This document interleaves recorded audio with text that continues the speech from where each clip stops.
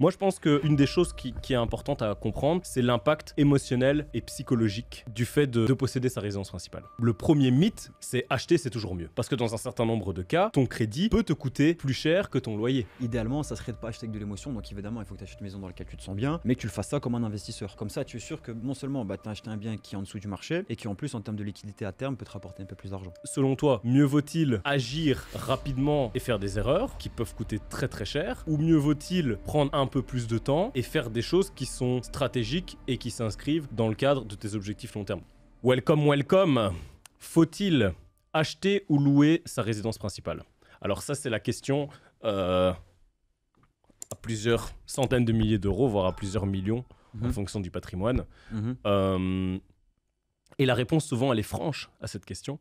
Elle est souvent donnée clairement, non, il ne faut pas acheter sa résidence principale parce que sinon, ça va vous empêcher d'investir dans l'immobilier. On entend beaucoup. Ou d'autres personnes, un peu plus conservatrices, qui vont dire non, vous devez absolument acheter votre résidence principale parce que c'est quelque chose qui va vous couvrir et qui va être une sécurité et au moins vous ne jetez pas de l'argent par les fenêtres tous les mois. Comme on a une audience de personnes intelligentes, on va essayer de donner une réponse intelligente. Et l'intelligence se trouve dans la nuance. C'est ce que j'allais dire, faut nuancer. Je pense que tu vas bientôt pouvoir poser un rap et un beatbox derrière mes paroles. Un freestyle l'immobilier. Et donc, ça veut dire quoi? Ça veut dire qu'on va essayer de comprendre dans quel cas, a priori, et on dit toujours a priori parce qu'une situation n'est pas une autre, il est intéressant justement d'acheter ou plutôt de louer. Donc je précise, parce que par exemple, moi j'ai pas compris au début, mais là la question c'est, ok, on veut faire l'investissement immobilier, que ce soit en locatif ou en achat-revente, ça dépend de vous. J'ai ma résidence principale, est-ce que je l'achète ou est-ce que je vis dans une location par mois, et voilà, c'est ça l'idée. Et avant de répondre à cette question, Antoine, es-tu propriétaire ou locataire de ta résidence principale? Actuellement locataire. Ok. Actuellement locataire. En ce qui me concerne, je suis actuellement locataire de ma résidence principale, et ce depuis 6-7 mois. Et ça n'a mis aucun frein à tes investissements immobiliers, en tout cas pour l'instant. On va répondre à la question parce que voilà, et je compte devenir propriétaire prochainement de ma résidence principale. Ok. Mais on va essayer d'en discuter.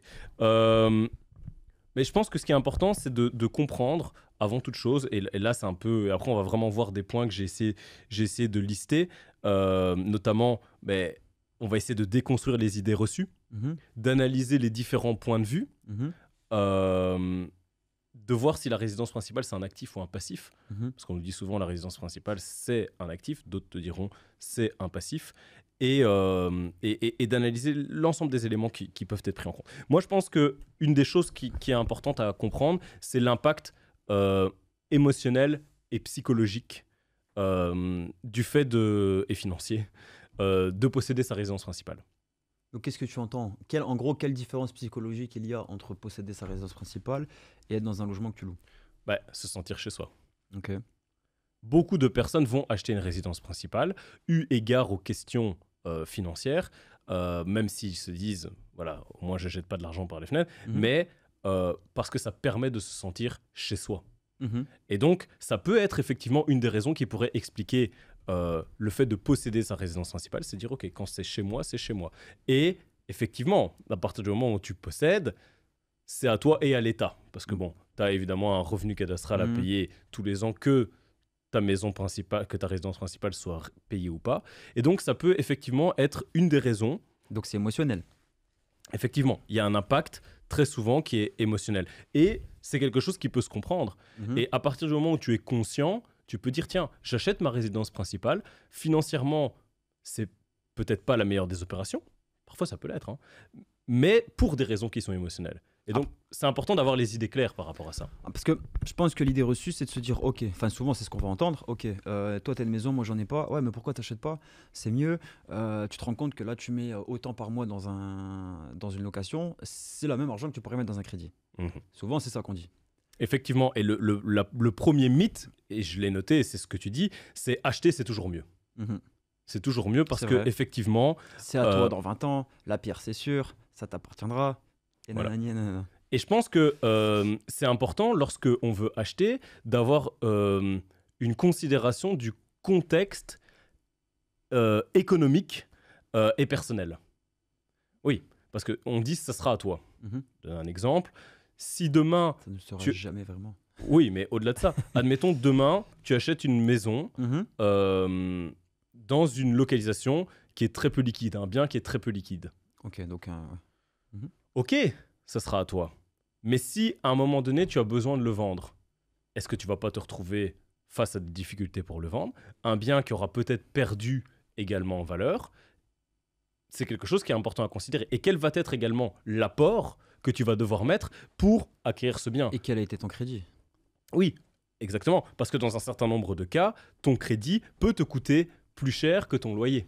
Oui, et ce que les gens ne comprennent pas, c'est que, ok, la maison, c'est à toi. Souvent, j'entends, oui, mais regarde, là, t'as acheté la maison. Plus tard, tu la revends autant, tu fais une plus-value. Mais il faut voir si la plus-value que tu fais sur ta maison rembourse le crédit, tu comprends? Et est-ce que les Les gens gens qui te oublient. disent ça ont déjà revendu leur maison? Certainement pas. Certainement pas. Souvent, ceux qui donnent des conseils en immobilier n'en ont jamais fait. Voilà. Et les gens oublient que souvent, si tu veux faire une bonne affaire, donc si tu achètes ta maison et que tu veux la revendre, par rapport au crédit, souvent, tu dois la revendre quasiment 1,5 son prix si tu veux être sûr de faire une plus-value. Après, c'est pour ça que ça dépend, tout dépend le crédit que tu fais.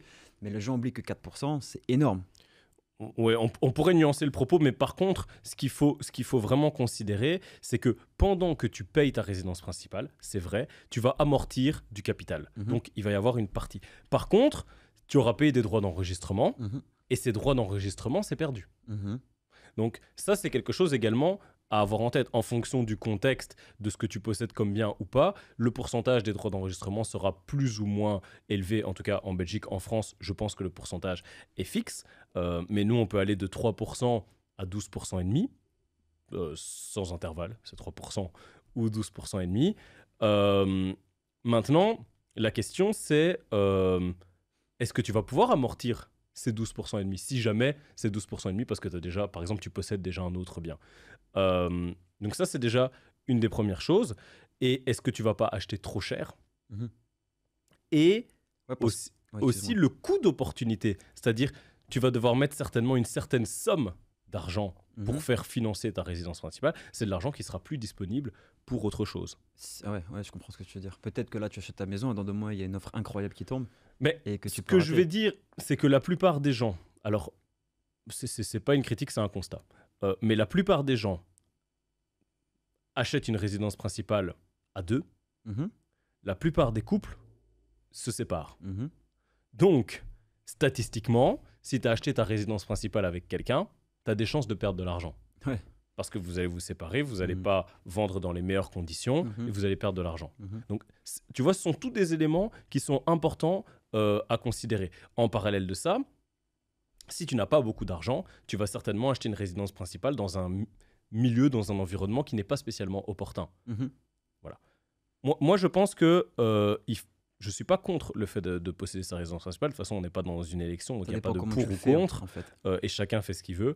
Mais je pense qu'il y a vraiment un certain nombre de critères qui sont importants à considérer lorsque tu fais l'achat de ta résidence principale. Et donc, des critères, comme je dis, émotionnels, parce que c'est pas simplement un choix qui est dicté par l'émotionnel. Et deuxièmement, est-ce que financièrement, ton choix tient réellement la route? En fait, idéalement, si tu vas acheter une maison comme résidence principale, il faudrait le faire comme si tu avais projet de faire un achat-revente dans l'année.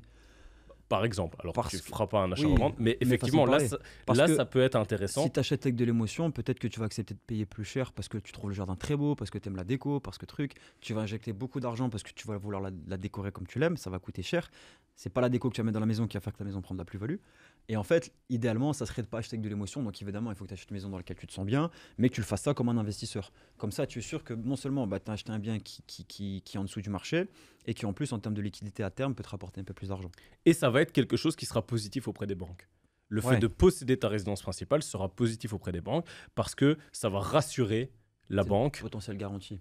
Voilà, et ça rassure la banque sur le fait que tu es une personne sérieuse et une bonne, comme on disait dans le dernier épisode, une bonne chaise de famille, vu qu'on peut plus dire On peut bon plus père de dire famille. Bon père, donc on prend un mix. Et, et l'idée, c'est quoi? C'est que, oui, tu présentes une situation de bonne chaise de famille, dans le sens où tu possèdes ta résidence principale, et là, admettons, tu vas commencer à faire des investissements qui sont locatifs. tu Ouais. vois. Ouais, parce que ça me prouve manquer que tu sais déjà gérer un premier investissement, en fait, c'est ça. Oui, D'accord. et en plus, si tu as une plus-value latente Oui, sur, c'est un investissement qui a rapporté, donc sur ta voilà, maison, tu donc gères le. tu Ok. as fait une bonne affaire. Voilà, donc c'est Et encourageant donc pour la suite. là, effectivement, c'est une très bonne raison d'acheter une résidence principale. Mais beaucoup de personnes ne font pas une bonne Ça affaire peut être tout l'inverse. lorsqu'ils achètent leur résidence principale. Et aussi dans l'aspect émotionnel, ça c'est important à considérer. Encore une fois, il faut voir, est-ce que j'achète ma résidence principale comme étant réellement un actif, donc quelque chose que je vais Ouais. posséder et qui va rentrer dans mon patrimoine, ou est-ce que j'achète ça comme étant une dépense somptuaire? Mhm. Et là, c'est à considérer parce que ce n'est pas systématiquement un actif. Ça peut aussi être une dépense qui est somptuaire. Qu'est-ce que sûr. j'entends par là? Le fait que lorsque tu vas acheter ta résidence principale, souvent sous le coup de l'émotion, tu vas faire certains travaux parfois qui ne sont pas nécessaires et qui ne vont pas apportent pas de plus-value. apporter de plus-value, mais qui sont simplement basés sur ton goût. Ton émotion. Mhm. Et donc là, dire ok, j'ai investi 200 000 euros de travaux dans ma rénovation, très bien. Mais si à la fin, tes travaux, ils ont une valorisation de 60 000 euros, T'as perdu quand même beaucoup d'argent. tu as perdu quand même 140 000 beaucoup balles. d'argent. Mhm. Parce que tu as fait des choses qui te plaisent à toi. Et c'est très bien, je suis vraiment pas là pour le juger, mais voilà, la manière dont tu En vas fait, il y a faire moyen ton de faire achat. les deux. Tu peux mettre, tu peux faire des achats qui te font plaisir par rapport à ta maison, mais en investissant dans des choses qui, au terme, tu sais, qui, par exemple, une belle cuisine, je pense que ça peut jouer dans la revente, parce que c'est quand même un élément principal. Et c'est peut-être plus intéressant de jouer sur la cuisine, de se faire plaisir sur la cuisine, d'avoir une belle cuisine qui plus tard peut jouer sur la plus-value, que de mettre des pierres bleues partout, par exemple. Ça va dépendre de la gamme de ta maison. En fait, Ouais. il faut que les choses soient aussi en corrélation avec la gamme de ta maison. Je m'y connais pas dans Mhm. le domaine du très haut de gamme, mais je sais que pour des cuisines, tu peux avoir des prix qui sont monstrueux. Et effectivement, oui, mais ça doit toujours être en corrélation Ouais, bien sûr. par rapport à ton bien et correspondre aussi à une attente potentielle de ton marché. Ouais. Donc au final, c'est l'émotionnel qui va quand même faire la différence entre le fait que ton bien est un bien passif et un bien actif, un petit peu. Indirectement. On peut le voir. Et la façon dont tu vas gérer ton argent On dedans. peut le voir comme ça. Ok. Alors, en parallèle de ça, il y a aussi une contrainte au fait d'acheter sa résidence principale. Mhm. T'es bloqué. Ouais. Mhm. T'es bloqué en termes de mobilité. Pendant X temps, tu dois rembourser ce crédit et tu Et peux pas investir ailleurs. si, tu peux totalement investir. Ça, c'est pas du tout un problème. Le fait d'acheter ta résidence principale ne doit pas t'empêcher d'investir. Mais auprès des banques, c'est plus compliqué après d'avoir Pas un crédit. nécessairement. Ok. Pas nécessairement. Comme je disais, c'est un profil qui est positif, le fait de posséder ta résidence Oui, dans ce principale. cas-là. Mhm. Maintenant, ça dépend. Est-ce que tu veux faire de l'investissement petit bras ou est-ce que tu veux faire de l'investissement professionnel? Si tu fais de l'investissement petit bras, effectivement, posséder ta résidence principale pourra être un problème. Mais par contre, si derrière, tu as une situation qui est intéressante, que ta résidence principale, elle est correctement, et là, j'anticipe un autre point et finalement, ça devient une discussion, mais que ta résidence principale, elle est pondérée correctement aussi par rapport à ton patrimoine, ce ne sera pas un problème. Mhm. Et est-ce que tu investis via le même vecteur que celui dans lequel tu possèdes ta résidence principale? Donc, autrement dit, est-ce que tu vas investir au travers d'une société ou est-ce que tu vas investir au travers de ton patrimoine privé? Si tu investis au travers de ton patrimoine privé, en effet, au niveau de ta capacité d'endettement, ça pourra présenter un problème. Mais par contre, si tu investis au travers d'une société, la société est une entité qui est distincte de toi. Mhm. Et donc, ta société, elle n'est pas endettée, a priori, si tu débutes. Donc, ça ne sera pas un problème. Maintenant, ce qui est important, comme je dis, c'est bloquer dans le sens où il faut y vivre dans ta résidence principale. Mhm. Donc, si tu as le projet de déménager parce que tu veux aller habiter là où il y a différents types d'opportunités ou que ta vie change, posséder ta résidence principale peut, à un moment donné, représenter un problème. Ok. Et donc, je pense que ça dépend aussi du stade dans lequel tu es dans ta vie et Mhm. où est-ce que tu te projettes sur du moyen terme. Mhm. Parce que certaines personnes pourront te dire oui, tu peux acheter ta résidence principale et la revendre. Et de cette manière-là, tu ne seras pas taxé sur le plus-value. Oui, mais ce n'est pas un vrai achat de résidence principale. Ouais, c'est un investissement. Voilà, c'est un moyen de faire une opération d'achat-revente détournée. Mhm. Mais ce n'est pas un vrai... c'est pas vraiment posséder ta résidence principale. Je pense que quand tu la possèdes vraiment dans le but d'y rester avec de la plus-value latente et selon les critères qu'on a établis, il est important de pouvoir se projeter Mhm. à moyen terme dans cette localisation. Moi, personnellement, j'ai déménagé à peu près une centaine de kilomètres de où j'habitais précédemment, pour des raisons qui me sont personnelles. Si j'avais acheté ma résidence principale, T'aurais pas pu faire ça. j'aurais pas pu profiter des opportunités qui Mhm. se présentent à moi aujourd'hui. Et donc, en termes de mobilité, tu es aussi un peu plus bloqué. C'est vrai que c'est des choses auxquelles on pense pas. Ce sont des choses auxquelles les gens ne Voilà, pensent pas. j'achète ma résidence et boum, cette année, Et- mon travail. Et donc, part à et, Paris. donc, et donc, tu te dis, comment dire, je mets de l'argent pour moi tous les mois et je ne paye pas dans un loyer. Oui, mais d'un autre côté, tu laisses passer une opportunité qui peut soit te rapporter financièrement, soit qui peut te rapporter personnellement et qui a un coût. Et en fait, c'est cours 1 d'économie, premier jour à l'université. Coût d'opportunité, tu vois. Quel est le coût d'opportunité de faire ce choix-là? Et ça, c'est quelque chose, je pense, qui doit vraiment être raisonné et qui doit être bien compris. Encore plus si vous êtes deux et que vous investissez par deux. Parce que potentiellement, il y a deux orientations de carrière et professionnelles qui seront prendre en compte par rapport à cet investissement.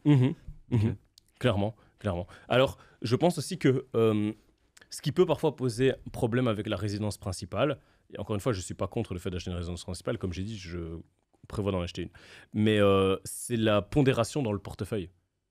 C'est-à-dire, à l'échelle de l'entièreté de ton patrimoine, pour beaucoup de personnes, la résidence principale, en fait, ça représente 80-90% de leur patrimoine. Et là, c'est peut-être un problème parce que d'un point de vue de la diversification globale de ton patrimoine, tu n'es absolument pas diversifié. Mais après, si tu... Après, si tu avais loué et que tu n'avais pas investi... Si tu achètes un bien que tu loues à côté, tu vois. Donc moi, je loue pour vivre, mais j'achète un bien que je loue, j'ai quand même un portefeuille il est quand même composé de 80% d'un seul bien, tu comprends? Oui, bien sûr, bien sûr. Okay. Mais ce que je veux dire simplement, c'est il faut... Le problème, il se pose à partir du moment où tu as un seul bien. Le problème, c'est que si tu mets tout ton argent, façon de parler, dans ta résidence principale, je vais te donner un exemple, tu achètes une résidence principale à 2 millions d'euros et tu n'as que cette résidence principale à 2 millions d'euros, peut-être qu'il aurait pu être judicieux d'avoir une résidence principale un peu plus petite et d'avoir également d'autres investissements et des investissements peut-être sur les marchés financiers, etc., pour avoir un patrimoine qui est également plus équilibré. Et souvent, on retrouve une surpondération de la résidence principale. Tu dois certainement connaître des gens dans ton environnement, proche ou lointain, qui ont peut-être une 60aine d'années. Et en fait, tout ce qu'ils possèdent, c'est leur maison. Ouais, bien sûr. Tu vois, et donc, il y a une surpondération de cet actif par rapport à l'intégralité de leur patrimoine. Des fois, ça pose même des problèmes quand ils sont décidés de la revendre, parce qu'en fait, comme c'est leur seul bien, ils ne peuvent pas se permettre de perdre un peu d'argent dessus. Donc, c'est des prix qui montent, et des fois, il y a des gens qui vendent jamais parce qu'ils ne peuvent pas se permettre de brader. Et je peux comprendre, mais c'est dur, tu vois, tu es pris par les sentiments. Moi, je l'ai acheté 230, là, je dois la vendre 210, ça pique, je pensais, mais c'est ton seul bien, donc tu es obligé. Et c'est pour ça qu'on dit que l'immobilier, c'est un actif, on appelle ça à duration longue. Ça veut dire vraiment un actif qui doit se garder dans le temps.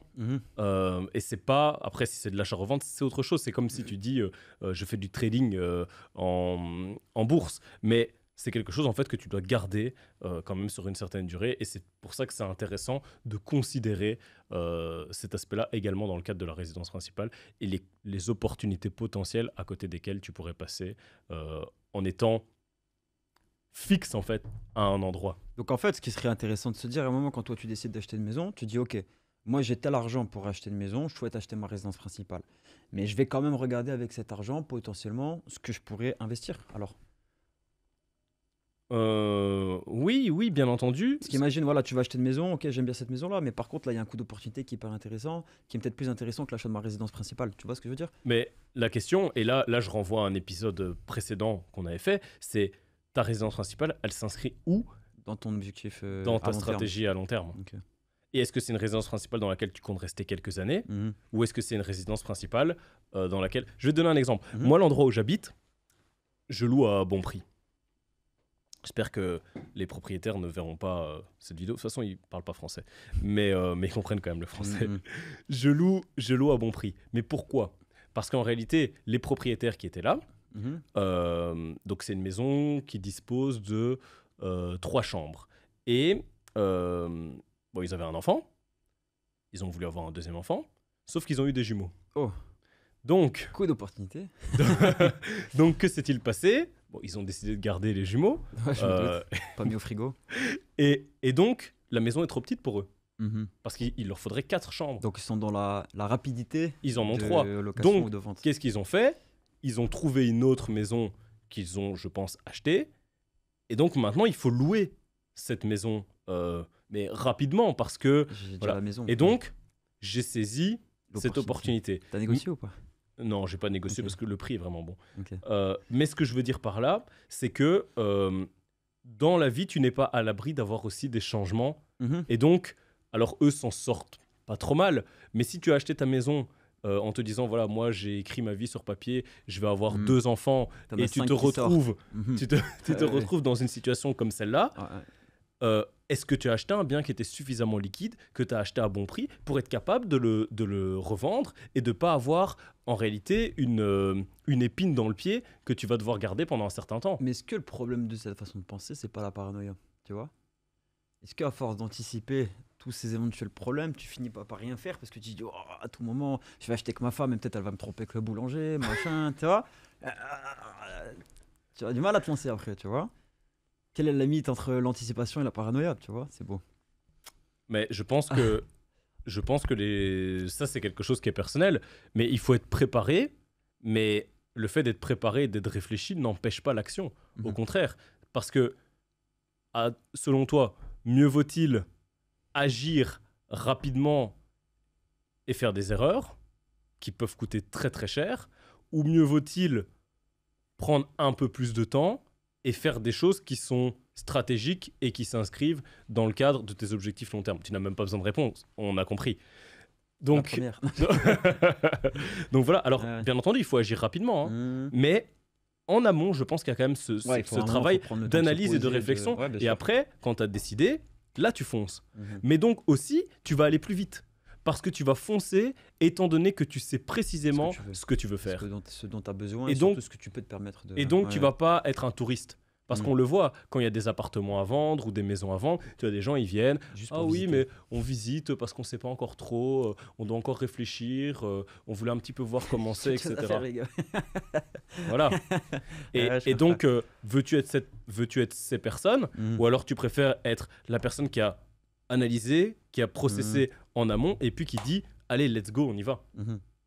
Et donc, c'est pour ça que ce travail de réflexion, il est essentiel. Et donc, si on peut conclure, mais il n'y a pas de bonne réponse en réalité à Mm. est-ce qu'il faut acheter ou pas sa résidence principale. Alors, C'est encore peut-être que, une question de profil, d'objectif. voilà, il y a le profil, l'objectif, pendant combien de temps on va vivre, quelle résidence principale on achète, est-ce qu'on n'est pas dans l'émotionnel, ou alors est-ce qu'on veut acheter simplement une résidence principale pour des raisons émotionnelles, nos Mhm. problèmes. Mhm. Euh, Je suis en accord avec ça. Quoi. Quelle est la comparaison entre acheter et louer?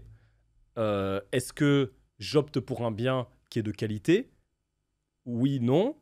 Et derrière, est-ce que j'ai besoin d'être mobile? Est-ce que j'ai besoin d'être... Est-ce que je peux me permettre d'être fixe? Et lorsqu'on a analysé l'intégralité de ces paramètres, je pense que là, on peut se dire, OK, il est intéressant de... Par contre, a priori, selon moi, il serait une mauvaise stratégie de ne pas acheter sa résidence principale et de ne pas acheter d'investissement locatif. Mhm. Parce que là, à la fin, tu possèdes rien. Mhm, bien sûr. Tu vois. Je pense que le seul bémol qu'on peut mettre sur le fait de louer, c'est à quel prix. À quel, Aussi. Il y a un moment, à quel faut- prix? voilà. Et puis, il y a un Tu gagnes moment... 3 000 euros par mois, tu loues un truc à 1 500. C'est Oui, compliqué. et puis il y a un moment, je pense, je suis pas à ce stade-là, mais où tu commences à te dire, waouh, le prix du loyer, c'est quand même vraiment beaucoup d'argent. Mhm. Tu vois, quand tu commences à payer un loyer 6-7 000 euros par mois, Tu dis à l'année. tu te c'est dis, des bon, beaux- à c'est l'année, des projets quand même. ça coûte quand même vraiment de l'argent. Mm. Peut-être que acheter Ouais, je suis d'accord. peut quand même être... voilà, parce que c'est vraiment beaucoup d'argent. Mais je pense Mais qu'il- tu dois analyser évidemment tout ce qu'on je a pense dit en qu'il y a aussi amont. un calcul vis-à-vis du capital que tu as sur place. Enfin, tu vois, entre ce que tu gagnes, ce que tu peux te permettre d'acheter. Enfin, je veux dire, là, moi, actuellement, je suis en location. Et en fait, je loue avec ma compagne. Et je gagne plus d'argent que précédemment. Et je loue plus grand et je paye pas plus cher. Donc, je suis gagnant. Tu vois, donc pour l'instant, moi, je suis très bien dans cette situation. Par contre, si j'avais loué 2 fois plus cher, ça aurait été une situation inconfortable pour moi. Et à ce moment-là, c'est peut-être plus intéressant d'acheter. Tu comprends? Donc je pense que c'est aussi par rapport à ta situation actuelle, qu'est-ce que tu peux te permettre à ce moment-là. Oui, il y a combien tu loues, comme tu dis, mais Mhm. par rapport à tes revenus. Et est-ce Voilà. que la location, ça représente quand même quelque chose qui est très important? Maintenant, a priori, si tu n'y connais rien, que tu n'es pas intéressé par l'immobilier, mais bon, ça concernera pas les gens Qui nous regarde. qui nous regardent. Bah oui, mieux vaut acheter, et même acheter mal, que de ne pas acheter. Mhm. Tu vois? C'est vrai. Parce C'est qu'à un la truc qu'on fin, entend tu beaucoup. vas quand même posséder quelque chose. Et même si tu as payé ta maison, on va dire 450 000 euros, et qu'à la fin, avec les intérêts compris, et qu'à la fin, elle vaut 300, tu as au moins 300 000. Mhm. Tu vois, bon, t'as vraiment pas fait le meilleur des achats, mais t'as au moins quelque chose. Plutôt que si t'avais juste loué et que derrière, t'avais pas utilisé cet argent, que tu l'avais investi nulle part Ouais. et que tu te Après, retrouves là, on avec part du rien. principe que le mec, il va louer toute sa vie. C'est ça. C'est-à-dire, Il y a toujours, il y a quand même, tous dans notre vie, au moment où on va acheter une maison, normalement. en Et principe, je pense que c'est une question de timing aussi, tu vois. c'est Voilà, effectivement... t'achètes ta première maison à 75 ans, 75, pardon. Bon, voilà, c'est peut-être, tu vois. Mais Effectivement, mais voilà, il y a tous ces éléments qui sont importants à prendre en compte. Et vraiment, moi, dans ma situation, ce qui fait que je n'ai pas acheté jusqu'à présent, c'est possibilité d'être flexible en termes de mouvement, et deux, également, droits d'enregistrement qui sont élevés, et parce que dans ma situation, ils étaient à 12,5. Et quand tu fais 12,5 plus 10%, ça fait quand même vraiment beaucoup d'argent qui est mobilisé. On va dire, on va prendre un exemple, mais sur une maison, on va dire même une maison à 600 000 euros, 12,5 plus 10%, ça te fait quand même de l'ordre de 130 140 000 euros que tu dois mobiliser immédiatement. Et si tu n'as que ça, on s'entend, c'est Bien beaucoup sûr. d'argent, mais Là, si tu n'as que ça, peut-être que tu n'as pas envie de mettre tout ça immédiatement dans une, dans une maison. Et c'est ce qui se passe avec certaines, parce que c'est ce qui se passe avec certaines personnes dans certaines grandes villes qui ne peuvent pas se permettre d'acheter parce que les montants sont très élevés. J'étais à Paris récemment, je voyais un appartement sous comble à 650 000 euros dans le 10e arrondissement.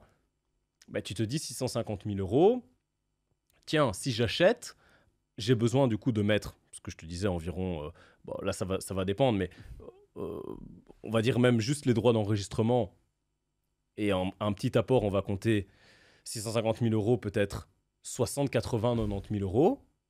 Tu vois, 60, 80, 90 000 euros pour un jeune qui démarre dans la vie. Est-ce que c'est faisable sans l'aide de ses parents, d'un côté? Et deuxièmement, quand il les a, est-ce qu'il a envie de tout mettre dedans? Et sinon, s'il décide d'acheter moins cher, il va être excentré. Mais s'il est excentré, il y a également un coût d'opportunité qui est celui de devoir faire les trajets tous les jours. Et comme je dis, il y a 650 000 euros, tu as juste un appartement sous comble. Tu peux pas élever une famille là-dedans. Donc tu vois, le prix de l'immobilier, il est quand même important à considérer pour aussi voir si tu vas acheter ou pas. Moi, j'aimerais juste dire quelque chose, au-delà de l'aspect financier, c'est qu'il faut faire attention à quand tu achètes dans ta vie et où, parce qu'en fait, comment je peux te dire ça? Tu t'ancres dans le secteur où tu achètes, tu comprends? Moi, je connais des gens aujourd'hui qui n'évolueront plus jamais, et c'est pas péjoratif, hein, mais qui bougeront jamais de la ville où ils ont grandi, parce qu'ils ont décidé d'acheter dans cette ville. Qui aujourd'hui, en termes de liquidité, n'est pas forcément intéressant. Moi, je viens d'une petite ville qui n'est pas forcément hyper bien, comment dire, qui n'est pas forcément hyper bien réputée. Je sais que l'accès au logement est assez facile parce que c'est pas cher, mais en termes de liquidité, tu gagnes rien. Donc, je pourrais faire un investissement là-bas, y vivre, et me dire, ah, plus tard, je vais la rendre plus cher, ma maison. Mais pendant la durée de mon crédit, je suis dans un milieu où je m'épanouis pas et où j'ai pas ces gens qui peuvent me permettre de m'épanouir, tu vois. Et c'est enfermé dans un coin, et des fois, c'est comme ça sur des générations. Moi, je connais des générations qui ont vécu aux mêmes endroits, leurs grands enfants, et on s'ancre dans ça, tu vois. Et il faut pas oublier que moi, j'ai déménagé beaucoup dans ma vie. Et honnêtement, les différentes locations que j'ai fait, j'ai vécu des expériences différentes qui m'ont fait grandir, tu vois. Donc voilà, je pense que c'est quelque chose à faire aussi. Étant issu d'une famille de nomades, en ce qui me concerne, je trouve toujours ça fascinant, les gens qui habitent de génération en génération au même endroit, c'est très bien, mais ouais, c'est fascinant parce que moi, c'est pas quelque chose que je connais dans ma famille, et même sur plusieurs générations. Mais ce que je veux dire par là, c'est le fait que, effectivement, le prix de l'immobilier, ça va être un critère. Et moi, bah, tu sais dans quelle région j'étais avant. Moi, c'était une région dans laquelle je ne souhaitais pas acheter. Oui, voilà. Et donc, j'aurais pu me permettre d'acheter, mais par contre, par rapport aux endroits où j'envisage potentiellement d'acheter, les prix sont aussi plus chers, les opportunités y sont également. Et donc, il y a aussi la question, effectivement, du timing. Et est-il une bonne chose, si tu habites à Paris, d'acheter pour te dire j'achète, mais en même temps, je me trouve excentré, je dois faire 1 heure de RER tous les jours. Peut-être qu'il vaut mieux louer, et derrière, être disponible pour ton travail comme toi tu pouvais l'être avant et pouvoir rester plus longtemps, partir plus tard et donc avoir des opportunités aussi, tu vois, d'augmentation de salaire, d'augmentation de poste, etc. Parce que si tu habites à 1 heure, à un moment donné, tu dois rentrer chez toi. Et donc, derrière, d'avoir plus d'opportunités, c'est toujours, tu vois, un coup d'opportunité et situationnel qui est important à considérer. Moi, personnellement, sur 4 ans, j'ai changé quasiment 2 fois. Non, sur 5-6 ans, j'ai changé quasiment 2-3 fois de travail. Bah, heureusement que je louais. Parce que dans la période, par exemple, où l'essence explosait et que je devais faire 45 minutes de route, j'ai dit stop, j'ai loué dans la ville où je travaillais. Si j'avais acheté, je ne pouvais pas. Tu vois. Donc après, c'est un calcul à faire. Et je pense, c'est voilà, où tu en es dans ta vie actuellement. Est-ce que là, tu es bien? Dans ce secteur, tu es bien? Tes enfants vont aller dans cette école, dans cette ville? Ok, bah pourquoi pas investir dans cette ville? Pourquoi pas? Tu vois. Mais c'est quelque chose à prendre en compte. Et du coup, si tu es jeune et que tu veux investir, c'est quelque chose qu'il faut prendre en compte aussi fort. Je pense que passer 40-45 ans, c'est des questions que tu peux commencer à moins te poser. Parce que je pense qu'à 40-45 ans, tu es quand même un peu plus posé que. Elle est faite, tu veux dire, et les carottes sont cuites. Non, parce que la vie est longue. La vie est longue, surtout si vous faites du sport chez nous. Mais voilà, je pense que tu te poses des questions différentes en fonction de ton âge aussi. Ok. Voilà. Merci pour ton intervention, Antoine. Avec plaisir. Et on se voit dans un prochain épisode. Et dites-nous en commentaire si vous êtes pour acheter ou pour louer votre résidence principale en étant clivant et polarisant parce que on aime les réponses clivantes, même si c'est pas ce qu'on a donné. C'est vrai. C'est vrai. Allez, bonne journée, ciao.